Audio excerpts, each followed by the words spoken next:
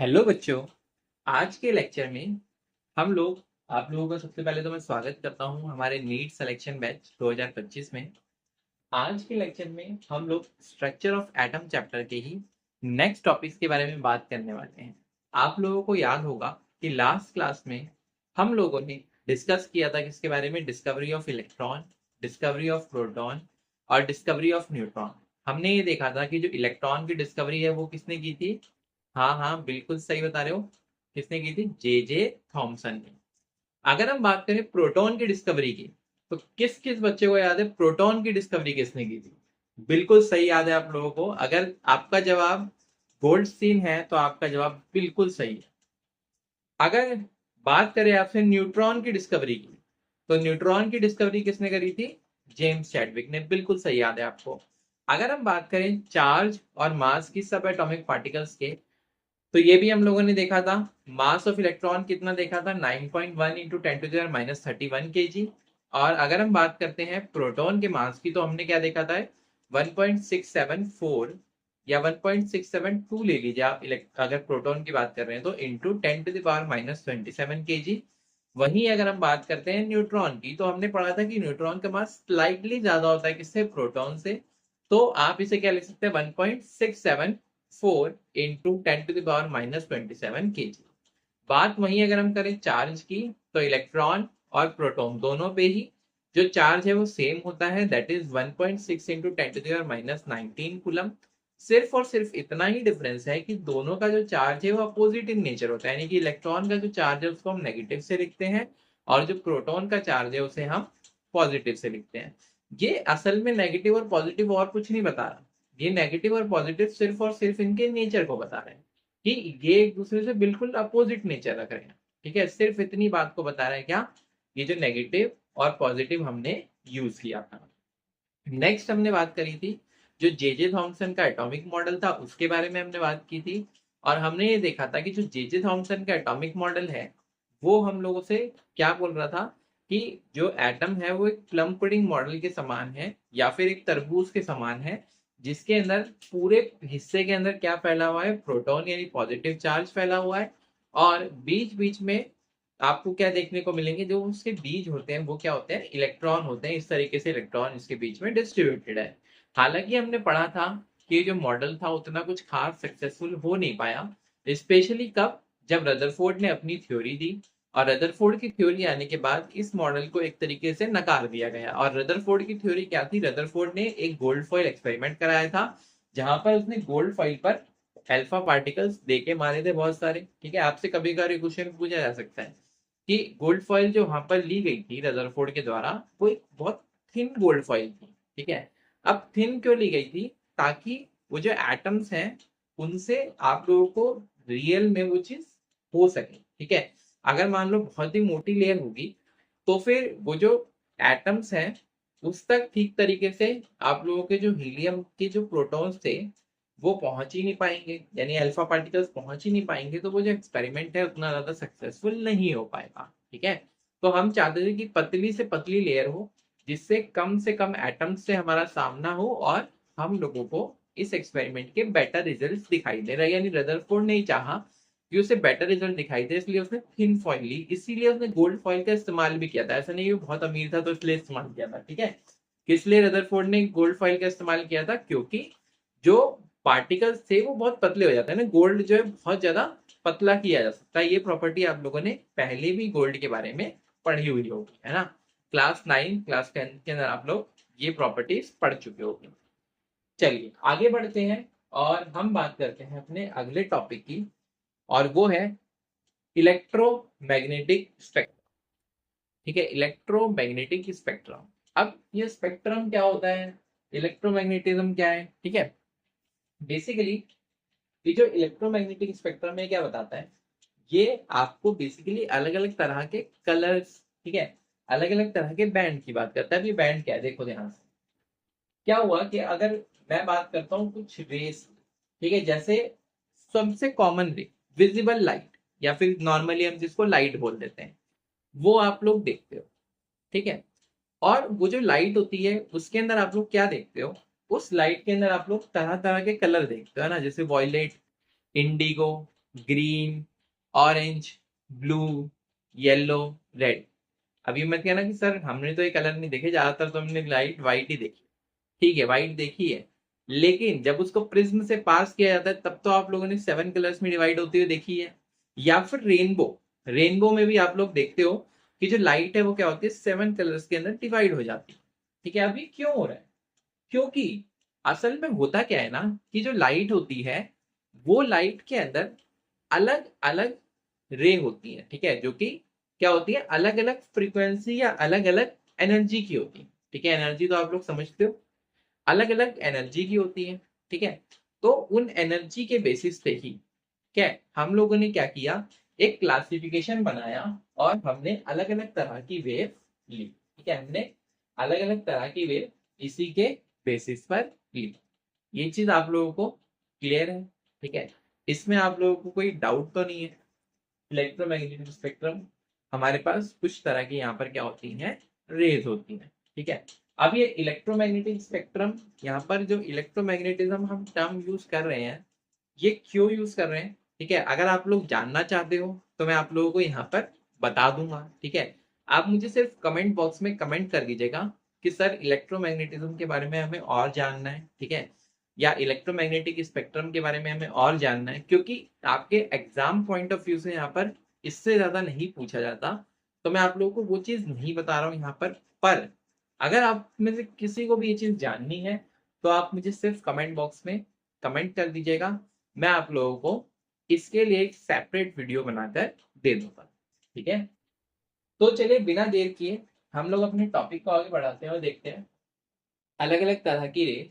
ठीक है, gamma ray, gamma ray आप लोगों ने सुना होगा, बहुत ज्यादा पावरफुल रे होती है। ठीक है, ये पेनिट्रेट कर जाते हैं मैक्सिमम चीजों के अंदर से, इवन आपकी जो बोन्स है ना उसके अंदर से भी ये पेनिट्रेट कर जाएगी। ठीक है, एक्सरे, एक्सरे आप लोगों ने करवाया होगा कभी, या फिर किसी और ने करवाया हो कभी। ठीक है, कभी ना कभी आपने शायद देखा होगा, या फिर अगर कभी हॉस्पिटल अगर जाना हो तो आप लोगों ने देखा होगा एक्सरे की मशीन लगी हुई होती है। ठीक है, तो वहां पर इन्हीं रेस का यूज किया जाता है। अब ये जो एक्सरे बोला जाता है ना, इनको इसके पीछे भी एक बड़ी इंटरेस्टिंग सी कहानी है। दरअसल ये जो रेस है इस समय पे खोजी गई, ठीक है, उस समय पे ना मतलब ऐसा जिसका कोई नामकरण तो हुआ नहीं था।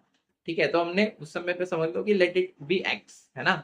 मैथ्स में तो बहुत यूज करते हैं ना, आप असल जिंदगी में मत पहुंच जाना, कहीं और मत पहुंचो।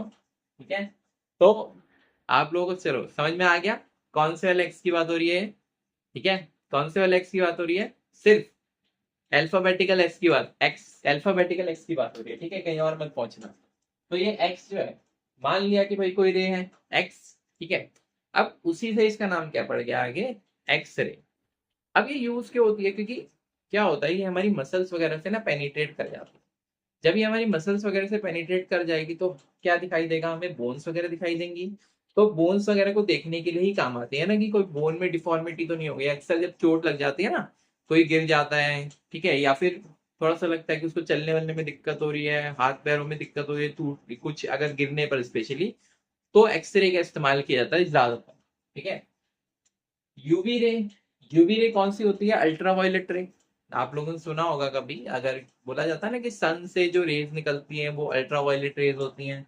और हमारी जो ओजोन लेयर है, ठीक है, जो ऊपर परत होती है ना हमारी, जो ओजोन लेयर है, सबने सुना होगा ओजोन लेयर डिप्लीशन, तो ये टर्म सबने सुनी हुई होगी एटलीस्ट, है ना। तो ये जो ओजोन लेयर है, ये क्या करती है, इस यूवी रेस को क्या कर लेती है, एब्जॉर्ब कर लेती है। अगर ये इसको एब्जॉर्ब ना करे, ये यूवी रेस हमारे इन्वायरमेंट में आ जाए, तो ये क्या करेगी, ये हम लोगों के अंदर अलग अलग तरह की स्किन डिजीजेस कॉज कर सकती है, आई इरिटेशन कॉज कर सकती है। ठीक है, ये सारी चीजें कॉज कर सकती है। फिर विजिबल रे, विजिबल रे, ज्यादातर जो रे आप लोगों के आसपास आप देखते हो वो किसके अंदर लाई करती है, विजिबल के अंदर लाई करती है। I R, infrared. ठीक है, ये जो है ना कुछ कैमरेज वगैरह में यूज होती है इंफ्रारेड। ठीक है, जैसे रात को देखने वगैरह में भी इस्तेमाल किया जाता है इसको, जैसे कि नाइट वॉच आजकल तो आने लग गया ना, कैमरा में भी रात में देखने के लिए आने लग गया, या फिर टीवी वगैरह भी इस टेक्नोलॉजी पे कई बार काम करते हैं, इंफ्रारेड टेक्नोलॉजी। ठीक है, माइक्रोवेव, ये माइक्रोवेव, ठीक है, माइक्रोवेव्स वगैरह में भी बिल्कुल ये यूज होती है। ठीक है, छोटे साइज की है ये वेव।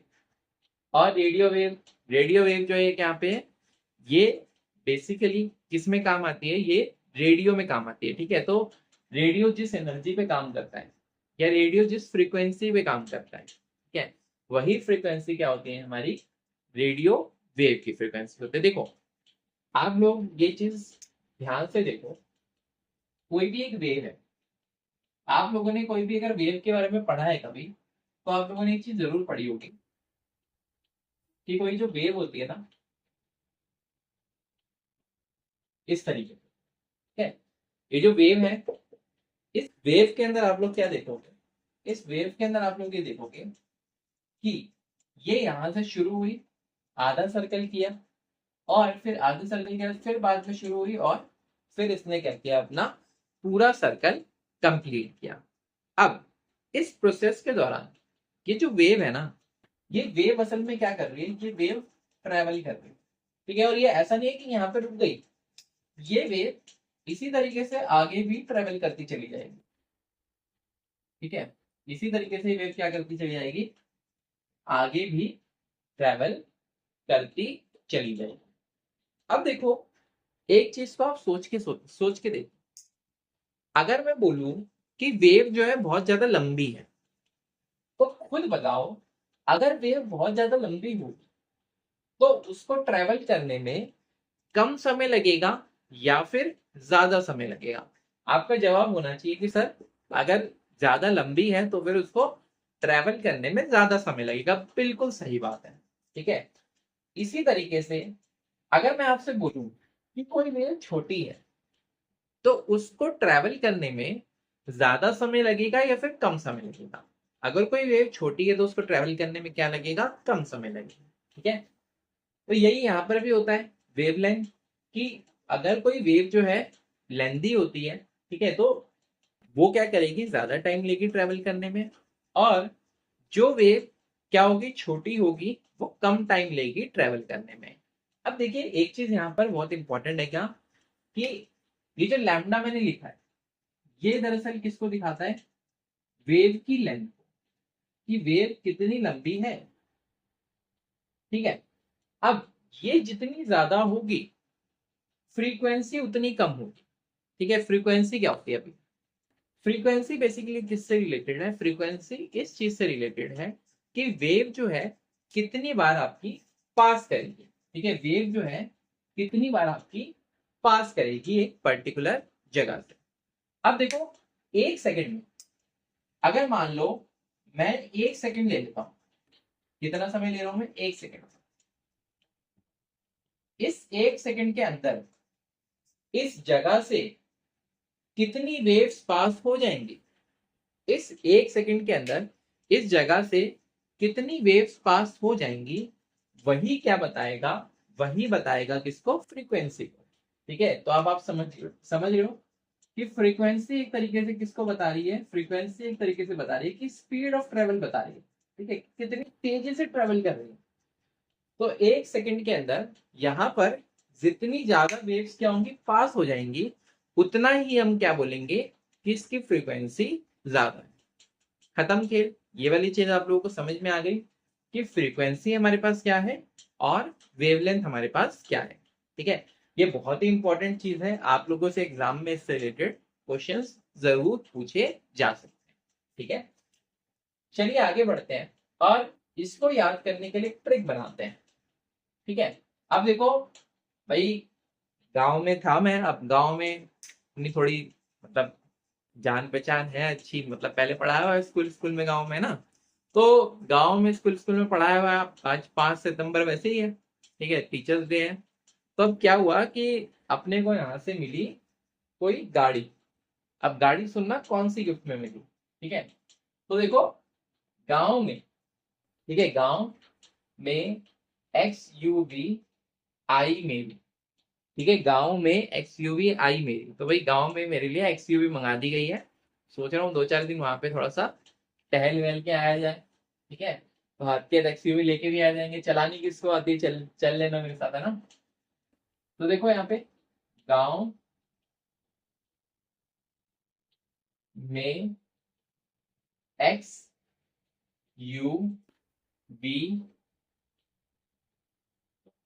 आई, ठीक है, मेरी, ठीक है, गांव में एक्सयूवी आई मेरी। तो याद हो गया ट्रिक, गांव में एक्सयूवी आई मेरी। चले अब बोले, ठीक है, गांव में एक्सयूवी आई मेरी। तो अब आप लोगों को याद हो गया होगा कौन सी रेज है, gamma ray, X ray, UV ray, visible रे, इंफ्रारेड रे, माइक्रोवेव और देन रेडियो वेव। ठीक है, तो इसी तरीके से आप लोगों को प्रैक्टिस करनी है, इजीली, बहुत आसानी से आपको ये सीक्वेंस याद हो जाएगा। अब देखो, मैंने आपको एक चीज बताई थी कि जो गामा रे है ये बहुत ज्यादा खतरनाक होती है, फटाफट किसी भी चीज के अंदर से निकल जाएगी। एक्स रे से थोड़ी कम खतरनाक है, यूवी थोड़ी और कम खतरनाक है। तो ये जो खतरनाक है ना, कम होती जा रही है। अब सोचो, ये जो खतरनाक कम होती जा रही है, तो इसका मतलब ये कम तेजी से ट्रेवल कर रही होगी ना, तभी तो कम खतरनाक है। अगर सोचो, कोई गाड़ी आ रही है 50 की स्पीड में और कोई गाड़ी आ रही है 150 की स्पीड में, तो मुझे बताओ कौन ज्यादा अंदर तक किसी चीज को खोद देगी। ठीक है, या फिर अगर मान लो सामने कोई ट्रक खड़ा था, तो सोचो ट्रक में जाके कौन ज्यादा जबरदस्त टकराएगी, ट्रक को थोड़ा बहुत नुकसान कौन पहुंचा पाएगी। ठीक है, या फिर कोई ट्रक जो है वो गाड़ी से टकरा गया, एक ट्रक था 50 की स्पीड में, एक ट्रक था 100 की स्पीड में, एक ट्रक था 200 की स्पीड में, कौन ज्यादा ज्यादा नुकसान पहुंचाएगा गाड़ी को, जो जो 200 की स्पीड में होगा, है ना, जो किसमें होगा, 200 की स्पीड में होगा। कुछ बच्चे बोल रहे हैं सर ट्रक तो 200 की स्पीड पे चलता ही नहीं, अरे मान लो, ठीक है, मान लो कि 200 की स्पीड पे चल रहा है, तो 200 की स्पीड पे चल रहा है वो क्या करेगा, ज्यादा नुकसान पहुंचाएगा। तो इसी तरीके से यहाँ जितनी ज्यादा स्पीड होती है उतना ज्यादा नुकसान पहुंचाएगी, और सीधी सी बात है, जिसकी जितनी ज्यादा स्पीड होगी वहां पर उसकी आपको क्या देखने को मिल रही है, फ्रीक्वेंसी भी ज्यादा देखने को मिल रही है। ठीक है, इतनी चीज आप लोगों को क्लियर हो गई। तो फिर हम बढ़ते हैं आगे। अब देखो ध्यान से, जब मैं लेफ्ट टू राइट जाऊंगा यहाँ पर, तो स्पीड क्या हो रही है, कम हो रही है, फ्रीक्वेंसी भी क्या हो रही है, कम हो रही है। तो भाई फ्रीक्वेंसी अगर कम हो रही है, फ्रीक्वेंसी अगर कम हो रही है, तो इसका मतलब यहाँ पर ये जो फ्रीक्वेंसी कम हो रही है ना, ये जो है, ये क्या होगा, यहाँ पर मैं बोलूंगा इसको डिक्रीजिंग फ्रीक्वेंसी। क्या बोलूंगा मैं इसको, डिक्रीजिंग फ्रीक्वेंसी। फ्रीक्वेंसी जो यहाँ पर क्या हो रही है, घट रही है। ठीक है, इसको हम क्या बोलते हैं, न्यू। इस साइन को बोलते हैं न्यू। नया नहीं है इसलिए, अरे नया नहीं, बहुत पुराना है, पर न्यू बोलते हैं इसको। ठीक है, दूसरी लैंग्वेज में है ये अपनी लैंग्वेज में नहीं है, कहीं NEW मत लगाना इसका। ठीक है, फिर क्या हो रहा है, डिक्रीजिंग फ्रीक्वेंसी। और ये जो है ये क्या है, ये क्या है भाई, ये क्या बताओ, ये होगा, अब सोचो फ्रीक्वेंसी घट रही है, हमने देखा कि जो वेव लंबी होती है उसकी फ्रीक्वेंसी कम होती है, जो वेव छोटी होती है इसकी फ्रीक्वेंसी ज्यादा होती है। तो इसका मतलब अगर ये डिक्रीजिंग फ्रीक्वेंसी है, तो ये क्या होने वाला है, ये होने वाली है इंक्रीजिंग वेव। ठीक है, तो ये क्या होने वाली है, इंक्रीजिंग वेवलेंथ। यानी कि जब आप लेफ्ट टू राइट आओगे तो फ्रीक्वेंसी तो घटेगी, लेकिन वेवलेंथ जो है वो क्या होगी, बढ़ेगी। इतनी चीज आप लोग को क्लियर है। ठीक है, एग्जाम में अगर क्वेश्चन आएगा तो आप लोग कर लोगे, फंडा समझ में आ गया है। इलेक्ट्रोमैग्नेटिक स्पेक्ट्रम जो भी रेस के बारे में हमने पढ़ा वो एकदम क्लियर है आप लोगों को। चलिए अब हम आगे बढ़ते हैं। देखिए, इसी का जस्ट अपोजिट टर्म अगर मैं लिखता हूं 1/λ, अगर आपको कहीं पे लिखा हुआ दिख जाए क्या, 1/λ, तो लैम्डा का उल्टा तो बिल्कुल है ही, लेकिन इसको एक नाम हम और देते हैं, दैट इज वेव नंबर। क्या बोलते हैं इसे हम, वेव नंबर। क्यों बोलते हैं भाई वेव नंबर, देखो 1/λ ये क्या दिखा रहा है, ये दिखा रहा है कि एक पर्टिकुलर यूनिट, ठीक है, एक पर्टिकुलर यूनिट लेंथ के अंदर कितनी वेव्स पास हो सकती हैं। ठीक है, एक पर्टिकुलर यूनिट वेव, एक पर्टिकुलर यूनिट लेंथ के अंदर कितनी वेव्स क्या होंगी, पास हो रही हैं, कितनी वेव्स प्रेजेंट हैं, उसी चीज को कौन बताता है, वेव नंबर। ठीक है, अब देखो, अलग अलग अगर वेवलेंथ है, तो इसका मतलब अलग अलग क्या निकल के आएगा आपके पास, वेव नंबर निकल के आएगा। एक मिनट के लिए मैं मान लेता हूं कि ये मेरे पास वेवलेंथ इसकी है 10⁻³ मीटर। तो इसका मतलब इसको अगर मैं उल्टा करूंगा तो ये हो जाएगा 10⁻³ पर मीटर। तो इसका मतलब यहाँ पर जो नंबर ऑफ वेव्स हैं वो कितनी है, 1000 वेव है किसके अंदर, 1 मीटर के अंदर। ठीक है, 1000 वेव है किसके अंदर, 1 मीटर के अंदर। ये चीज आप लोगों को समझ में आई। इसमें कोई डाउट अगर है तो पूछो, जल्दी जल्दी पूछो भाई, नहीं तो फिर हम लोग फिर आगे बढ़े। ठीक है, टाइम यार तुम लोग बहुत वेस्ट करते है ना, पूछते नहीं हो पहले, फिर बाद में डिस्टर्ब करते हो कि सर अब ये बता दीजिए वो बता दीजिए। चलो नेक्स्ट हम बात करें, देखिए न्यू। तो ये जो न्यू है इसका एक फॉर्मूला है, और ये फॉर्मूला आपको बहुत ज्यादा परेशान करने वाला है। मैंने आपको एक चीज बताई, न्यू न्यू जो है वो क्या है, डायरेक्टली डायरेक्टली किसके साथ बढ़ रहा था, स्पीड ऑफ लाइट। मैंने बताया ना, लाइट के साथ बढ़ रहा था, है ना। तो बस यहाँ पर कुछ ज्यादा नया नहीं है, बस स्पीड की जगह क्या आ जाएगा, स्पीड ऑफ लाइट। क्योंकि इनकी स्पीड जो है बहुत ज्यादा होती है। भाई किससे कंपेयर करोगे आप, स्पीड ऑफ लाइट से। ठीक है, ये किसकी स्पीड से चलते हैं, लाइट की स्पीड से चलते हैं। ये जो सारी रेज आपको देखने को मिलती हैं किसकी स्पीड से चलती है, लाइट की स्पीड से चलती हैं। ठीक है, तो न्यू जो है क्या है, nu is equals to C upon में क्या होने वाला है, लैम्डा। क्यों, क्योंकि फ्रीक्वेंसी याद करो, मैंने आपको बताया था कि वेवलेंथ की क्या होती है, ये इनवर्सली प्रोपोर्शनल। तो आपके पास एक और फॉर्मूला निकल के आया, C is equals to nu lambda. बहुत इंपॉर्टेंट फॉर्मूला है। Nu is equals to C by lambda बोलो या C is equals to nu lambda बोलो। ठीक है, एग्जाम में इससे क्वेश्चन पूछा जाता है और बहुत बार पूछा जाता है। ठीक है, तो आप लोगों को अगर ये फॉर्मूला लिखा आ जाए या इससे रिलेटेड क्वेश्चन का भी एग्जाम में पूछ ले, तो बिल्कुल आप लोग अपने माइंड में रखना, इस क्वेश्चन पे एग्जाम के अंदर बहुत सारे क्वेश्चन आप लोगों से पूछ लिए जाते हैं। ठीक है, तो ये चीज आप लोगों को समझ में आ गई, तो फिर फटाफट से इसे नोट डाउन करिए। नेक्स्ट हम लोग बात करेंगे प्लैंक्स क्वांटम थ्योरी की।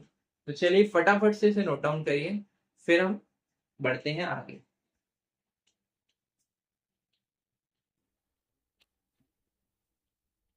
चलिए तो हम आगे बढ़ते हैं और हम बात करते हैं किसकी, प्लैंक्स क्वांटम थ्योरी।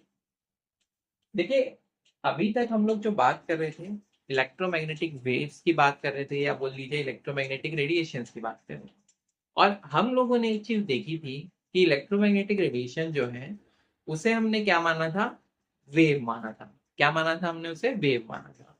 लेकिन ऐसे भी साइंटिस्ट आए जिन्होंने उसकी प्रॉपर्टीज को जब देखा तो उन्हें वो पार्टिकल जैसी लगी। ठीक है, उन्हें वो कैसी लगी, पार्टिकल जैसी लगी। तो यानी कि आप लोगों ने कभी सुना है light has a dual nature. ठीक है, तो जो इलेक्ट्रोमैग्नेटिक वेव्स है ना, वो अलग अलग सिचुएशन में अलग अलग तरीके से बिहेव करती हुई दिखाई दी। कभी तो ऐसा लग रहा था कि अरे अरे ये तो वेव है, लेकिन किसी किसी सिचुएशन में वो ऐसा भी फील करवा रही थी कि नहीं नहीं हम तो पार्टिकल। ठीक है, तो ऐसा ही कुछ हुआ प्लांक्स के साथ। जब प्लांक्स ने ऑब्जर्वेशन की तो प्लांक्स को ऐसा दिखाई दिया कि ये जो है इलेक्ट्रोमैग्नेटिक रेडिएशंस, इनके अंदर कैसा नेचर है, इनके अंदर पार्टिकल नेचर है। अब अगर इनके अंदर पार्टिकल नेचर है तो एनर्जी तो तब भी होगी। ऐसा नहीं है कि पार्टिकल नेचर है तो एनर्जी खत्म होगी। पर मुझे एक बात बताओ, वेव का नेचर क्या होता है। भाई वेव का नेचर कैसा होता है, ठीक है, बात को समझ जाओ अगर। ठीक है, सारी सेम ही होगी, ऐसा मत समझना कि अलग अलग है। ठीक है, सर की राइटिंग बहुत ज्यादा अच्छी है ना, इसीलिए। तो देख समझ गए बात को। ठीक है, तो वेव्स है, कॉन्टिन्यूस होती है। लेकिन अगर मैं बात करूं पार्टिकल की, तो भाई पार्टिकल सारी चीजें, बोर्ड एक अलग पार्टिकल है, मार्कर पार्टिकल है। ठीक है, मार्कर कैप इवन अलग पार्टिकल है। ठीक है, या फिर कोई भी चीज आपने आसपास देख रहे हो, वो सब अलग अलग पार्टिकल है। अब ये जो पार्टिकल्स हैं, पार्टिकल्स हमेशा कैसे नेचर के होते हैं, डिसकॉन्टिन्यूअस। पार्टिकल में कॉन्टिन्यूएशन नहीं होता। ठीक है, वेव में कॉन्टिन्यूएशन होता है, वेव कॉन्टिन्यू होती चली जाएगी। लेकिन पार्टिकल के अंदर ऐसा कोई कॉन्टिन्यूएशन नहीं होता। पार्टिकल कैसे होते हैं, डिसकॉन्टिन्यूअस इन नेचर होते हैं। ठीक है, ये चीज आप लोगों को समझ में आई। अगर आपको ये चीज समझ में आई तो आप एक चीज देखो, ये प्लांट जो है, प्लांट ने पार्टिकल नेचर को एक तरीके से ऑब्जर्व किया, तो उसने एक चीज देखी, उसने क्या बोला कि जो इलेक्ट्रोमैग्नेटिक रेडिएशन है इनके अंदर एनर्जी तो है, लेकिन ये जो एनर्जी है ना, ये छोटे छोटे पैकेट के रूप में है। ठीक है। जैसे आप लोगों के पास पैसे जो होते हैं वो छोटे छोटे करेंसी के रूप में होते हैं, तो उसने क्या बोला कि छोटे छोटे पैकेट्स के रूप में ये एनर्जी प्रेजेंट है। और इसी एनर्जी को उसने क्या बोल दिया, क्वांटा। क्या बोल दिया इसी एनर्जी को उसने, क्वांटा। तो ये चीज आप लोग को समझ में आई, electromagnetic radiation have energy. Energy किस फॉर्म में होती है, पैकेट्स की फॉर्म में होती है। Have energy in the form of packets called quanta. और लाइट के केस में, क्योंकि भाई लाइट हम लोगों को थोड़ी सी ज्यादा प्यारी है ना, लाइट हम लोगों के ज्यादा कांटेक्ट में, लाइट के हम लोग पूरा दिन कांटेक्ट में रहते हैं ना, विजिबल वाली की बात हो रही है। तो विजिबल की अगर बात हो रही है तो समझ जाओ, लाइट अगर मैं लिखूंगा तो भी वही समझना, विजिबल लाइट लिखूंगा तो भी वही समझना। इन केस ऑफ लाइट, तो इसलिए हमने इनको स्पेशल नाम दे दिया, क्या, फोटोन। क्या नाम दे दिया, photon. In case of light these particles are called photons. Light के केस में इन्हीं पार्टिकल्स को हम क्या बोल देते हैं, फोटॉन्स बोल देते हैं। ठीक है, ये चीज आप लोगों को समझ में आई। अब देखो प्लांक ने भी एक ऑब्जर्वेशन की, प्लांक ने भी यही ऑब्जर्वेशन की कि जिस तरीके से हम लोगों ने देखा था कि जो लाइट है, ठीक है, हम लोगों ने क्या देखा था कि जो लाइट है उसके यानी जो स्पीड होती है, ठीक है, स्पीड ऑफ लाइट जो हमने देखी थी उसके डायरेक्टली प्रोपोर्शनल क्या रहती थी, फ्रीक्वेंसी रहती थी। ठीक है, अब इसी तरीके से प्लांक ने भी आपको ऑब्जर्वेशन की। प्लांक ने क्या ऑब्जर्वेशन की, प्लांक ने ऑब्जर्वेशन की कि जो एनर्जी है वो डायरेक्टली प्रोपोर्शनल होती है किसके, फ्रीक्वेंसी के। डायरेक्टली प्रोपोर्शनल किसके होती है, फ्रीक्वेंसी के। इसका मतलब अगर किसी की फ्रीक्वेंसी ज्यादा है, भाई ज्यादा डांस कर रहा है ना, वो ज्यादा ज्यादा तेजी से भाग रहा है, तो उसके अंदर ज्यादा एनर्जी है तभी तो तेजी से भाग रहा है। तो जिसके अंदर क्या है, ज्यादा फ्रीक्वेंसी है, इसका मतलब उसकी एनर्जी भी क्या है, ज्यादा है। ठीक है, तो E is directly proportional to nu. अब देखो ये है प्रोपोर्शनैलिटी का साइन, तो इस प्रोपोर्शनैलिटी को हटाने के लिए कोई ना कोई कांस्टेंट तो जरूरी है। यहाँ पर जो प्लांक ने कांस्टेंट लाया, उस कांस्टेंट का नाम, प्लांक को ही सम्मान देने के लिए प्लांक कांस्टेंट रख दिया गया, और इसकी वैल्यू आप गलती से भी भूलने की गुंजाइश नहीं रख सकते। E is equals to H nu. ठीक है, E is equals to H nu, जहां पर ये जो H है हमारा, इसे ही बोला जाता है क्या, प्लांक्स कांस्टेंट। क्या बोला जाता है इसे ही, प्लांक्स कांस्टेंट। और ये जो प्लांक्स कांस्टेंट है, इसकी वैल्यू क्या होती है, 6.626 इंटू 10⁻⁻34 जूल सेकेंड। फिर से देखो, अगर आपका भेजा खराब हुआ हो तो मैं लिख देता हूँ इसको, 6.626 इंटू 10⁻⁻34 जूल सेकेंड। जूल आप लोग जानते हो एनर्जी की यूनिट होती है, और सेकेंड किसकी यूनिट है, टाइम। देखो आप लोगों को अगर क्वेश्चन आता है एग्जाम में तो मैक्सिमम टाइम आपका बस 6.6 से काम चल जाएगा, पर फिर भी मैं कहूंगा कि आप लोग पूरी वैल्यू अपने दिमाग में रखिए। एटलीस्ट बोर्ड के पेपर में अगर मान लीजिए आप इससे डायरेक्टली पूछ लेता है कि what is the value of Planck's constant, तो आप एटलीस्ट बताने लायक रहेंगे। ठीक है, आपको जेई या नीट में घबराने की जरूरत नहीं है। जेई में तो वो 99% लिख कर ही देता है, नीट में भी वो कई बार प्लैंक्स कांस्टेंट की वैल्यू लिख देता है, पर जेई में तो समझ लो कि वो लिख के ही देगा लगभग। ठीक है, तो घबराने की जरूरत नहीं है, बट फिर भी आपको ये याद होनी चाहिए, और याद करने के लिए कुछ अलग से नहीं करना, बस ये वैल्यू आप लोगों को इजीली याद हो जाएगी जब आप क्वेश्चंस की प्रैक्टिस करें।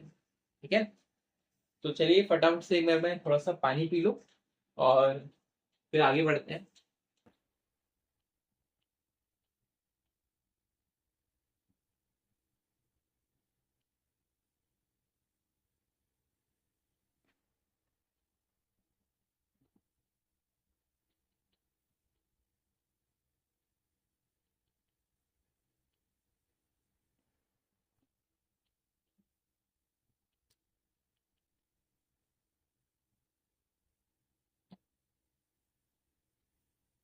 चलिए आगे बढ़ते हैं। देखिए यहाँ पर जो एनर्जी रिलीज होती है, ठीक है, अब देखो प्लैंक्स क्वांटम थ्योरी के हिसाब से एनर्जी देखो क्या होती है। एनर्जी भाई ऐसा तो है ना कि एनर्जी कोई रिलीज अगर कर रहा है तो कोई एब्जॉर्ब भी कर रहा है। ठीक है, तो एनर्जी का रिलीज और एब्जॉर्ब दोनों चलता रहता है। आप लोगों ने रिएक्शन भी देखी होंगी, तो आप लोगों ने कभी अगर नाम सुना है एक्सोथर्मिक और एंडोथर्मिक रिएक्शन, अगर नहीं सुना तो भी अच्छी बात है, ठीक है, भूल जाओ उसे। आपने कोई चीज देखो, ठीक है, कोई चीज क्या करेगी, एनर्जी को एब्जॉर्ब करती है और कोई चीज एनर्जी को देती है।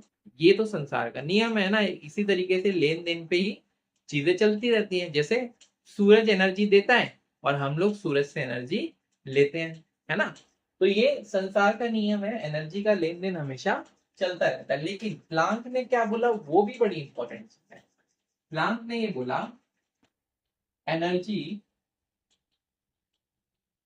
एब्जॉर्ब और रिलीज, एनर्जी एब्जॉर्ब और रिलीज इज डिसकॉन्टिन्यूस। क्या होती है, डिसकॉन्टिन्यूस होती है। और इसने साथ साथ ये भी बता दिया कि जो एनर्जी की बात जितनी देर से हो रही है, ये एनर्जी एक्चुअली में क्या वैल्यू लेके बैठी है। तो देखो ध्यान से, एनर्जी एब्जॉर्ब और रिलीज इज डिसकॉन्टिन्यूस। क्या एनर्जी जो एब्जॉर्ब हो रही है या फिर जो एनर्जी क्या हो रही है, रिलीज हो रही है, वो कैसी होती है, डिसकॉन्टिन्यूस होती है। And is a multiple of is a multiple of, ये किसका मल्टीपल होती है, h न्यू। यानी कि प्लैंक्स कांस्टेंट कांस्टेंट है और न्यू जो है ये हमारे पास क्या है, न्यू यहाँ पर फ्रीक्वेंसी है। तो जिस भी वेव की बात हो रही है आप उसकी फ्रीक्वेंसी ले लो। और यही जो है ये एच न्यू एनर्जी जो है यही क्या कहलाई, फोटोन। यही एनर्जी किसकी है, फोटोन की एनर्जी है। ठीक है, तो it is a multiple of H new. अगर एच न्यू का मल्टीपल है इसका मतलब अगर मान लो एक की बात हो रही है तो सीधे सीधे 1 × एच न्यू, दो की बात हो रही है तो 2 × एच न्यू, तीन की बात हो रही है तो 3 × एच न्यू, चार की बात होती है 4 × एच न्यू। तो आप जितना भी ले लो तो क्या हो जाएगा, n × एच न्यू।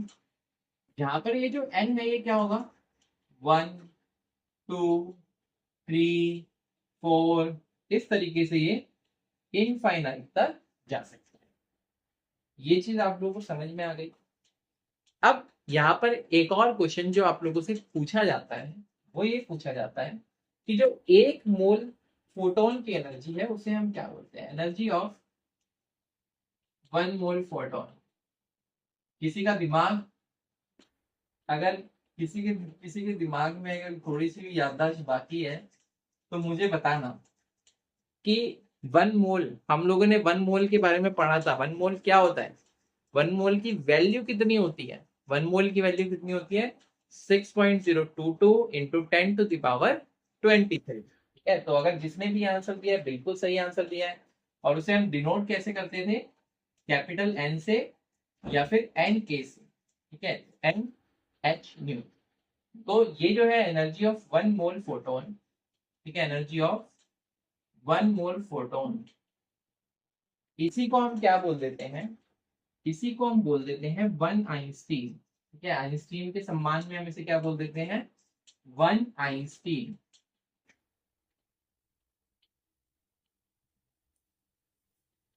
1 आइंस्टीन। ये पढ़ाना तो आज आप लोगों को और भी चीजें थी, लेकिन आज की क्लास को हम लोग यहीं तक रखते हैं। ठीक है, उम्मीद करता हूँ आप लोगों को ये थ्योरी समझ में आई होगी।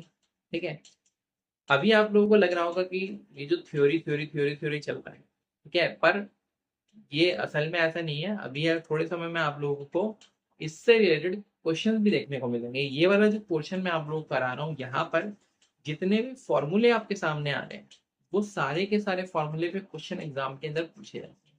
और जो मैंने थ्योरी भी आप लोगों को बताई है उससे रिलेटेड कॉन्सेप्चुअल क्वेश्चन भी एग्जाम में बन जाते हैं। तो आप इस चीज को समझिए कि दोनों ही चीजें यहाँ पर, चाहे अगर मैं बात करूँ थ्योरी की, चाहे अगर मैं बात करूँ फॉर्मूले की, दोनों ही आपके एग्जाम पर्सपेक्टिव से बहुत ही इंपॉर्टेंट है। और यहाँ पर जो एग्जाम में क्वेश्चन आएंगे वो बहुत ही आसान क्वेश्चन रहने वाले हैं। ठीक है, तो आप लोग बिल्कुल भी टेंशन नहीं लेनी किसी बात की। ठीक है, आराम से इस चैप्टर को पढ़िए। बहुत से बच्चे मैंने देखा है कि इस चैप्टर में आके पता नहीं क्यों इतने कंफ्यूज हो जाते, पता नहीं कौन सा परम ज्ञान लेने की कोशिश यहाँ से करने लगते। ठीक है, परम ज्ञान लो, बिल्कुल लो, लेकिन उसके लिए एक एज है। ठीक है, तो इसीलिए बनाया गया ना भाई, 11th 12th अलग है, मास्टर्स अलग है, ठीक है, बैचलर्स अलग है, सब अलग है।